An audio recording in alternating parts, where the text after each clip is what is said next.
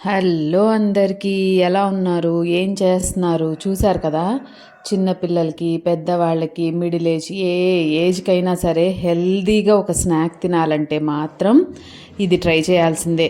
ఇది సున్నుండలు తెలుసు కదా మీకు.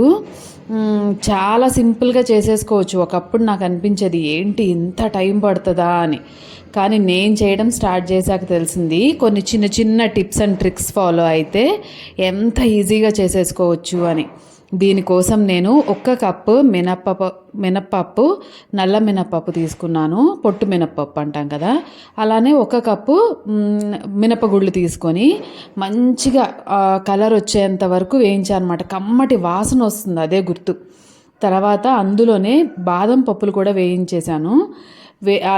వీటన్నిటినీ కలుపుకొని చక్కగా బెల్లం వేసి మిక్సీ పట్టి నేతితో అలా కలిపి ఉండలు చేయండి. అలానే